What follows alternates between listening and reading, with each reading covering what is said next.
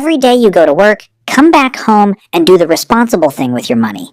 You don't gamble. You don't blow money on designer clothes. You don't drive a car you can't afford. By every reasonable standard, you're doing fine with your money. So why does it feel like your bank account is leaking? Here's what nobody tells you. The biggest money drains in your life aren't the obvious ones. They're not the impulse buys or the bad investments. They're the small, completely normal habits that feel so harmless, so routine, so everyone does this, that you never once stopped to question them. And that's exactly what makes them dangerous. Not because they're expensive, but because they're invisible. They hide inside your daily routine disguised as convenience, kindness, common sense, and even responsibility. And every single month, they quietly move money out of your life without ever triggering a single alarm. Today, I'm going to walk you through 10 of these habits. Some of them you'll recognize immediately. Others are going to make you uncomfortable because you'll realize you've been defending them your whole life. Let's get into it. Number 1, paying for convenience without thinking. Let's start with the one that hides in plain sight. Delivery fees. You order food through an app.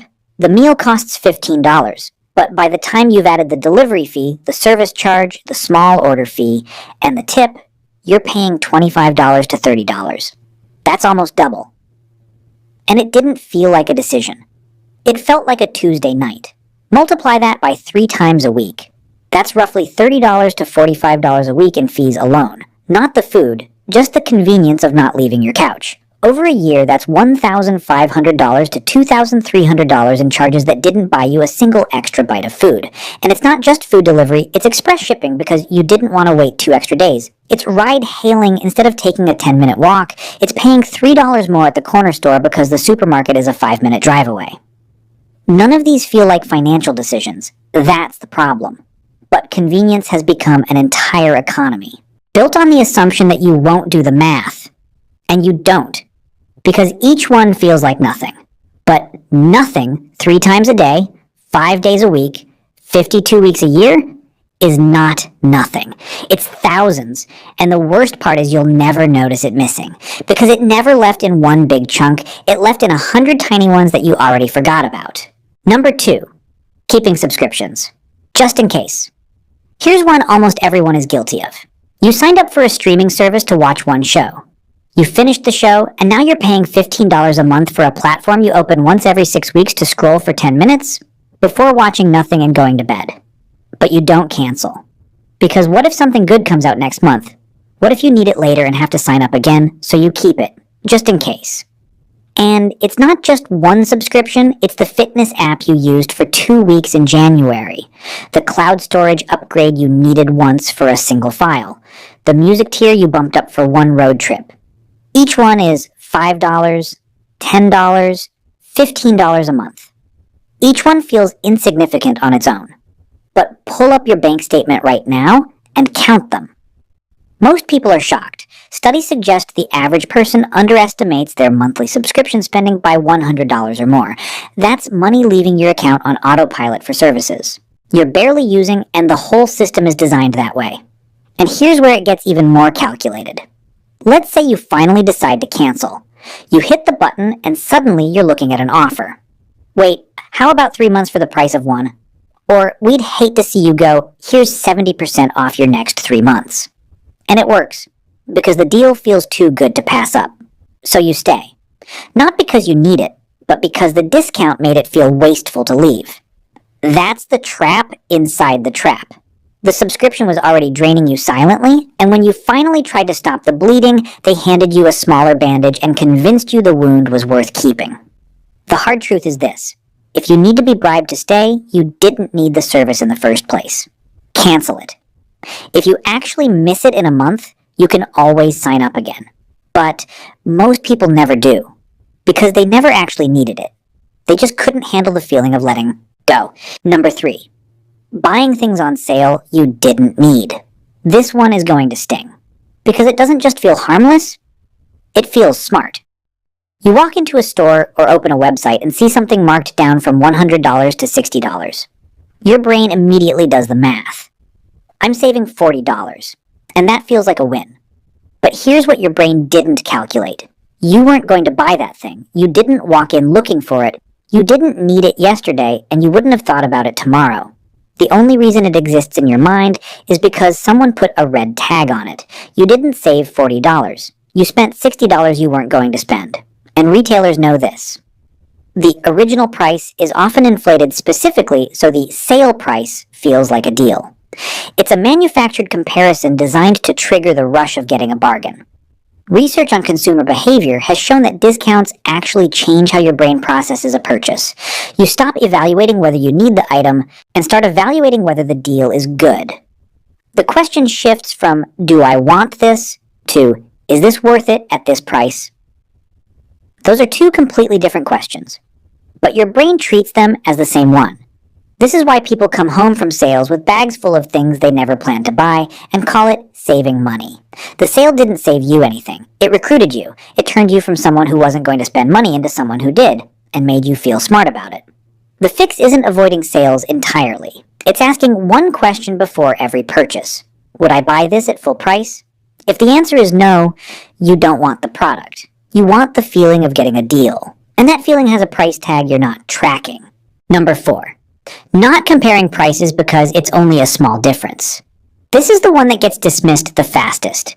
Because the amounts are so small, it feels ridiculous to even think about them. What's the difference between a $3 brand and a $4 brand? $1. Who cares? You do. Or at least your bank account does. That $1 difference is on one item in one shopping trip. But you're making this same calculation on dozens of items every single week. Groceries, household supplies, coffee, fuel, online purchases. And each time, you default to whatever is easiest or most familiar, not whatever is cheapest. Over the course of a year, these micro differences add up to hundreds of dollars. Not because any single one mattered, but because the pattern repeats hundreds of times, and it goes way beyond groceries. When was the last time you compared your car insurance quote with another provider? Your phone plan? Your internet bill? Most people set these up once, and then just pay. Whatever shows up every month for years. But $20 a month on insurance you never re-quoted, plus $15 a month on a phone plan you could downgrade, plus $10 a month in bank fees you could eliminate. That's $540 a year, for doing nothing except checking once. The habit isn't being careless with big purchases. Most people are careful when the price tag is large. The habit is being completely careless with the small ones because each one feels meaningless. But your money doesn't care whether it left in one big decision or 500 small ones. It's gone either way. Number 5. Leaving money sitting in a regular savings account. Now here's one that's going to feel like a personal attack. Because this isn't a bad habit. This is what responsible people do. You save money. You put it in a savings account. You watch the number grow. You feel good about it. And that feeling of being responsible is exactly why this one is so dangerous. Here's what's actually happening. Inflation has been running anywhere from 3 to 7% in recent years, depending on where you live. Your regular savings account is probably paying you somewhere between 0.5 and 2% interest, which means every single year the money sitting in that account buys less than it did the year before. You're not growing your money, you're losing it in slow motion. And the cruelest part is, your balance keeps going up, so it doesn't look like you're losing anything. The number is bigger. But what that number can actually buy is shrinking. Let's put real numbers on this. If you have $10,000 earning 1%, interest and inflation is running at 4%. You're effectively losing 3% of your purchasing power every year.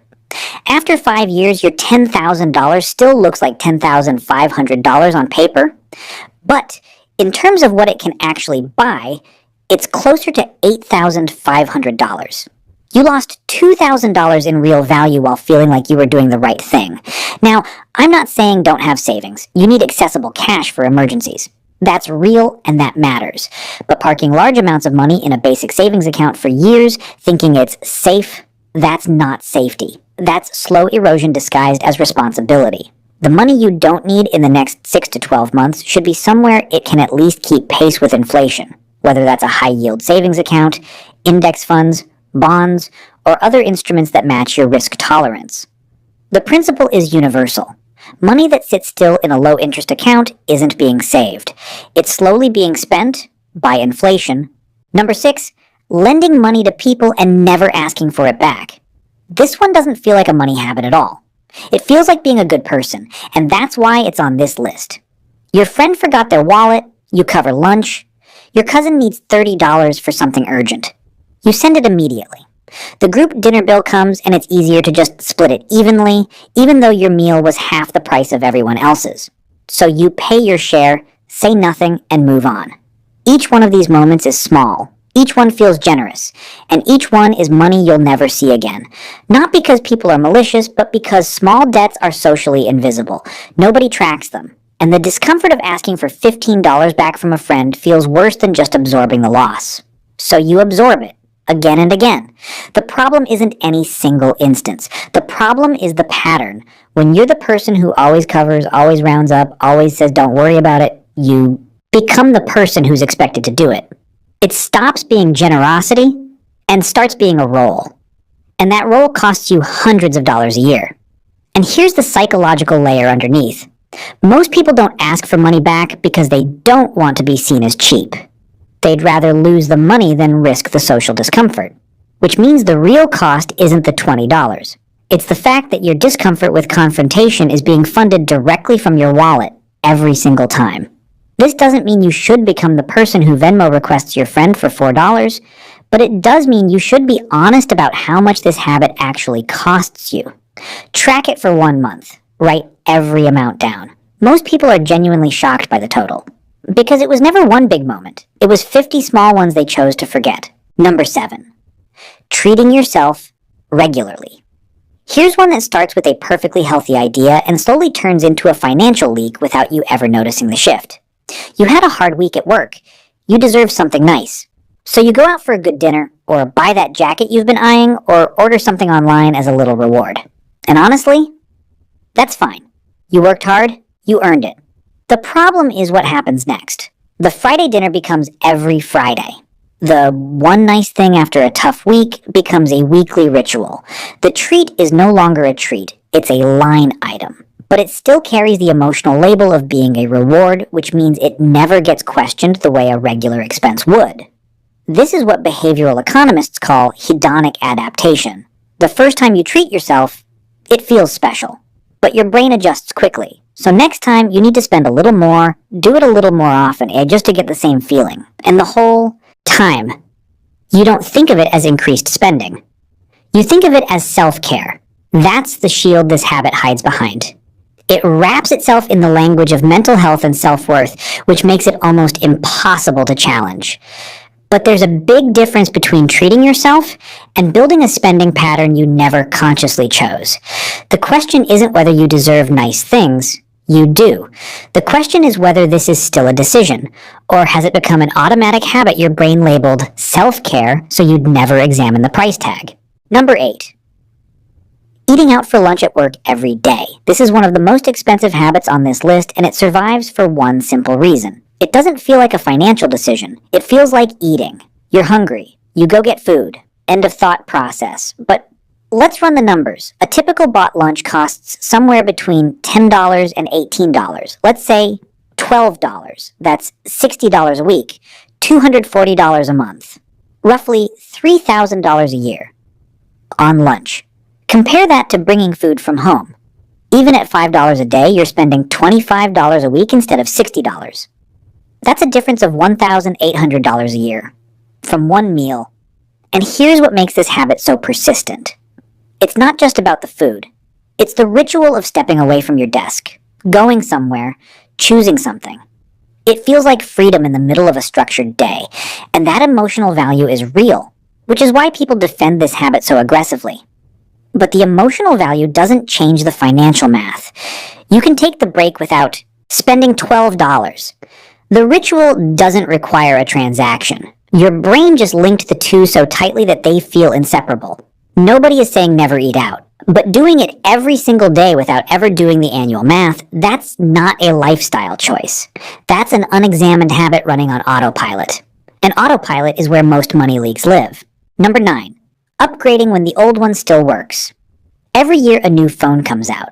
Slightly faster, slightly better camera, a new feature you'll use maybe twice.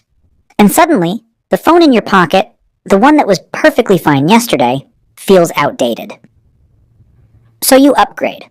Not because it's broken, not because it can't do what you need, but because the new one exists. And that's enough. This extends far beyond phones. It's the laptop that still runs fine but is a few years old. The car that works perfectly but doesn't have the latest features. The pattern is always the same. A functional item gets mentally downgraded the moment a newer version is announced, and the financial impact is massive. A new phone every year instead of every 3 or 4 costs thousands over a decade. A new car every 3 years instead of running it for 8 or 10 is one of the biggest wealth destroyers in most people's lives. Not because the purchase is irresponsible, but because the frequency is. Companies spend billions engineering this exact feeling.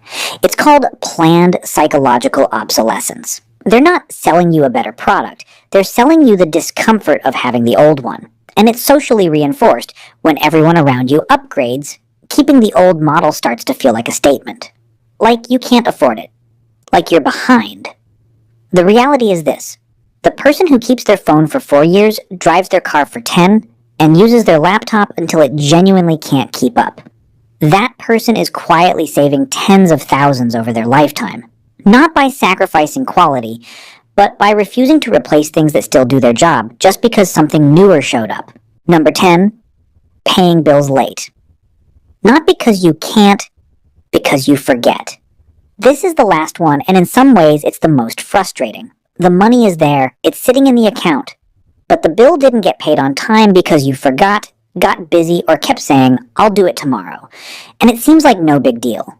A late fee here and there, maybe $25 or $35, annoying but not life-changing, right? Except it's not just the late fee, it's what the late fee triggers. Late payments can be reported to credit bureaus, and once your credit score takes a hit, everything that depends on credit gets more expensive. Higher interest on your next loan, higher credit card rates, more expensive car financing, even insurance premiums can increase. So that $35 late fee on an electricity bill you forgot about, it could cost you hundreds or thousands in higher rates over the next few years. Not because you couldn't pay, but because you didn't pay on time. And the system doesn't care about the reason. It only cares about the date. This is what I call a laziness tax. And it compounds. Once your credit score dips, you're paying a premium on everything that involves borrowing or financing. And most people never connect the dots. They don't realize the slightly higher rate on their car loan traces back to 2 utility bills they forgot to pay 8 months ago. The fix is almost embarrassingly simple. Set up autopay for every recurring bill. Every single one. It takes about 30 minutes to set up and it runs forever. That 30 minutes protects you from late fees, credit damage, and the slow financial bleeding that comes from something as fixable as forgetfulness. If there's one habit on this list where the gap between how easy it is to fix and how much damage it causes is the widest, it's this one. You have the money. Just make sure it leaves on time. So there they are. 10 completely innocent habits that are quietly draining your money every single month. Convenience fees that add up to thousands. Subscriptions you forgot you're paying for. Sale prices that trick you into spending. Small price differences you ignored. Savings accounts that are slowly losing value. Money you lent and never saw again. Treats that stopped being treats. Lunches that cost more than you think. Upgrades you didn't need. And bills that were late for no good reason. None of these habits feel like financial mistakes. That's the whole point. They survive because they feel normal. Because everyone does them. Because questioning them feels petty or paranoid. But the money doesn't care how the habit feels. It only cares that it left your account. And when you add up all 10 together, the real number is probably enough to make you rethink your entire daily routine. You don't need to earn more money to have more money. Sometimes you just need to stop. The leaks. And now you know where to look. If this opened your eyes to even one habit you didn't realize was costing you, hit that like button. And if you want more content that makes you think differently about your money, subscribe to My Wealth Logic. Because the habits that keep you broke don't look like bad decisions. They look like everyday life. I'll see you in the next one.